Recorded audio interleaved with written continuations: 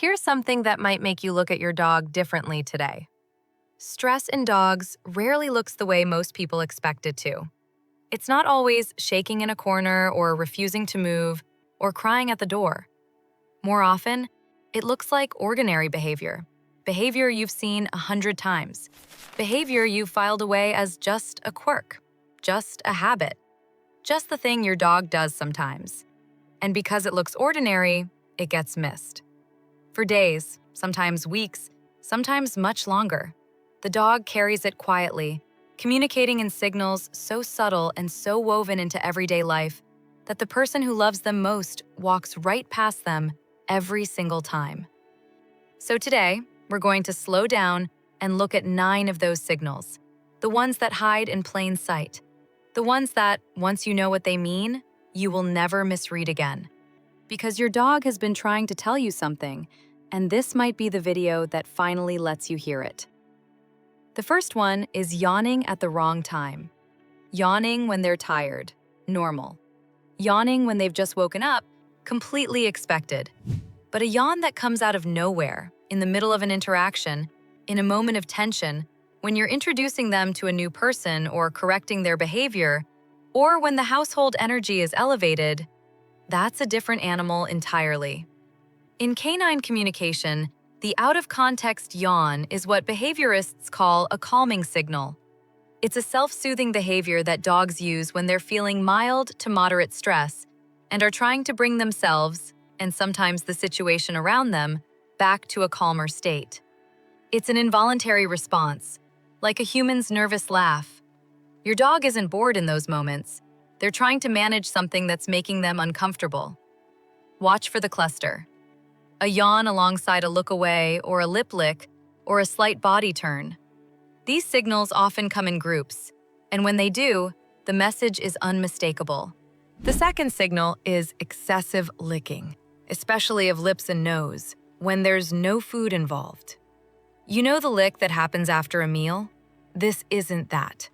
This is a single, slow, deliberate lick of the lips or nose that appears in moments of social tension, uncertainty, or mild threat. Meeting a new dog, someone leaning over them, a raised voice in the house, a situation they're not sure how to navigate. Like the yawn, this is a calming signal. The nervous system produces it automatically as a way of releasing a small amount of internal pressure. Your dog is not thinking, "I will now lick my nose to signal discomfort." Their body just does it, the way a person's hand moves to their neck or their face when they're anxious. If you start watching for this specific lick during specific situations, you may be surprised how often you see it, and how consistently it clusters around moments of stress you hadn't fully registered were stressful for your dog. The third thing is shaking off when they're not wet. Your dog just had an encounter with another dog, or a stranger tried to pet them, or you just ended a slightly tense interaction, and they walk a few steps away and do a full body shake, ears flapping, jowls wobbling, the whole thing, as if they just got out of a bath that didn't happen. This shake is a reset, a physical release of tension from the nervous system, expressed through the body. It's the canine equivalent of taking a big breath and rolling your shoulders after something stressful. It's actually a healthy sign. It means your dog is actively trying to discharge the stress rather than holding on to it. But it is a sign. It tells you that whatever just happened registered as something their body needed to shake off. Watch where it happens. After vet visits, after busy social situations, after being handled in ways they didn't love. The dry shake tells you more about how your dog experienced those things than almost anything else. The fourth signal is whale eye, and most people have never heard the term.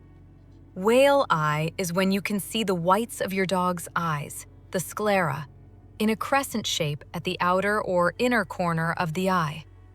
It happens when a dog is turning their head slightly away from something while keeping their gaze on it, or when their eyes are wide with stress and the whites become visible. It's a stress signal, and sometimes a warning signal. A dog showing whale eye is uncomfortable. They may be managing a situation they're not sure about, feeling pressured or cornered, or experiencing a level of stress that is closer to the edge of their tolerance than most owners realize. In photos of dog bites that preceded warning signs, whale eye is one of the most consistently present signals in the moments before the bite. A signal that was there, visible, that went unread. You don't need to be alarmed every time you see it, but you need to know what it means. A dog showing you the whites of their eyes is telling you, as clearly as they can without escalating, that they need the situation to change. The fifth thing is panting when they're not hot and haven't been exercising. Panting is such a normal dog behavior that it's easy to look past it. But panting that appears in a calm, cool environment, in the car, at the vet, during a thunderstorm, in a new social situation, is stress panting. It looks exactly like temperature panting, but its trigger is entirely emotional. The nervous system, when activated by stress or anxiety, raises the body's internal temperature and heart rate. The panting is a physiological response to that activation. Your dog's body is in a state of alert, even if nothing physically demanding is happening. And because it looks so much like normal panting, it often gets dismissed entirely.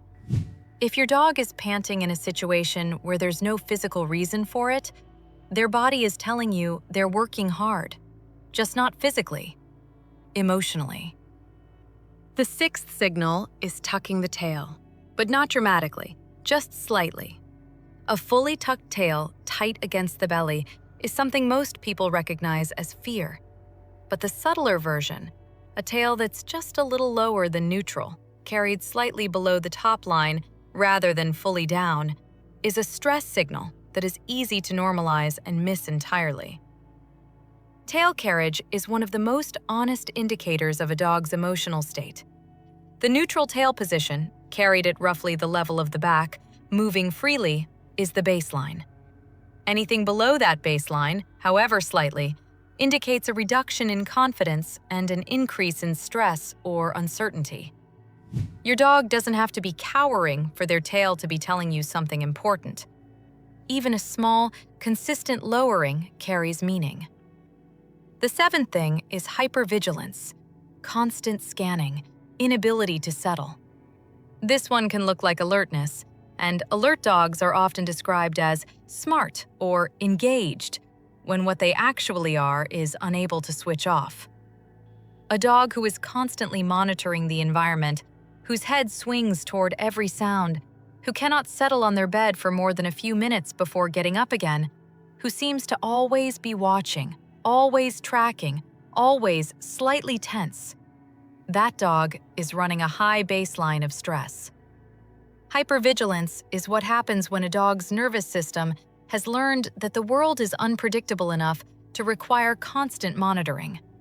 It's exhausting, for the dog, and eventually for the owner too. And because these dogs often look interested or lively rather than distressed, the underlying anxiety goes unaddressed. A dog who cannot switch off needs help switching off. That's not a character trait. It's a stress response that has become a default state. The eighth signal is losing interest in food in situations where they're normally food motivated. Most dogs are reliably food motivated. Food is one of the strongest positive reinforcers available. And a dog who normally responds enthusiastically to treats, suddenly refusing them in a specific context, the vet's office, a busy park, a social situation, is a dog whose stress level has exceeded their capacity to engage with rewards. In behavioral terms, this is called going over threshold. The stress response is so activated that the brain is in survival mode rather than engagement mode. And food, which requires a degree of relaxation to be appealing, loses its pull entirely. If your dog refuses treats they normally love, that is a significant indicator of how they're feeling in that moment. Not stubbornness, overwhelm.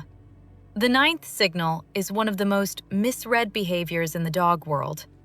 The sudden, apparently random burst of sniffing the ground. You're in a situation, maybe someone is trying to approach your dog, maybe you're asking them to do something they're uncertain about, maybe the energy around them has elevated, and your dog suddenly drops their nose to the ground and starts sniffing intensely. Apparently fascinated by the floor, apparently ignoring everything. They're not ignoring everything. This is displacement behavior, an activity that the dog redirects themselves toward when the situation is creating internal conflict they don't know how to manage. The sniffing is real, but the timing is meaningful. It's your dog's way of taking themselves briefly out of the situation they can't navigate by doing the most natural, calming thing available to them. It's also a polite signal, a way of breaking eye contact and social pressure without escalating. A dog who sniffs the ground when you're trying to engage them in something they find stressful is not being disobedient. They're managing themselves as best they know how. Here is what ties all 9 of these together. They are all quiet. None of them shout. None of them demand immediate attention. They occur in ordinary moments, during ordinary days, in the gaps between the things we think are important. And that is exactly why they matter so much. Because the dog who is carrying stress without anyone noticing is the dog who carries it longest. You don't need to become anxious about every yawn or every lick. What you need is the baseline awareness that these signals exist and what they mean, so that when they cluster, when they repeat, when they start appearing in contexts where they shouldn't, you notice and you respond. Because your dog is talking to you in the only language they have. Quiet, physical, honest, and continuous. All they've ever needed is for you to learn how to listen.